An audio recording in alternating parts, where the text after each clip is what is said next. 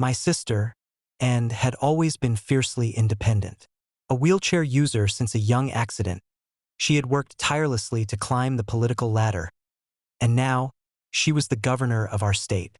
Despite her position, she lived quietly in our hometown, enjoying her property and the local community, until Karen, the notorious HOA president, decided to take action.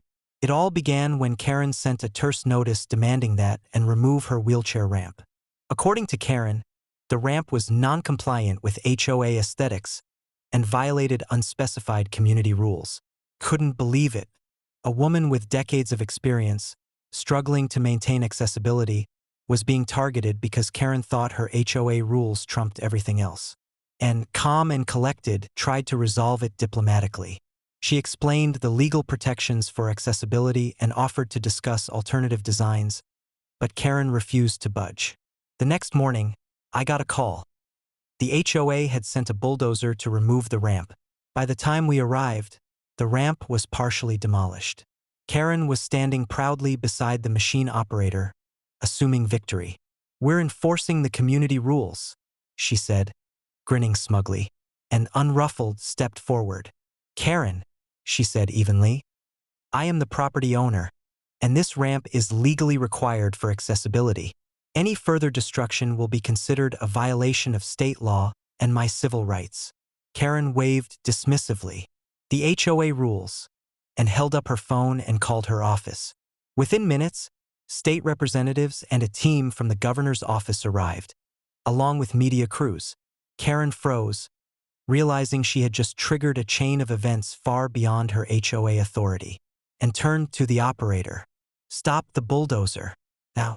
And Karen, before you do anything else, let me remind you that as governor, I control the funding for projects that impact this community, including your HOA's maintenance grants." Karen's jaw dropped.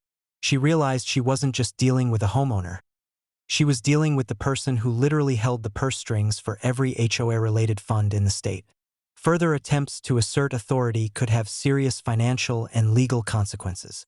The operator immediately shut down the bulldozer.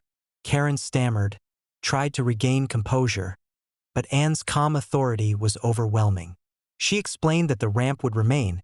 The HOA had no jurisdiction to remove accessibility structures, and any future interference would result in legal action and potential funding consequences. Within hours, Karen issued an official apology. The ramp was restored to its full height and integrity, and it even added a small plaque commemorating the resilience of residents and proper governance.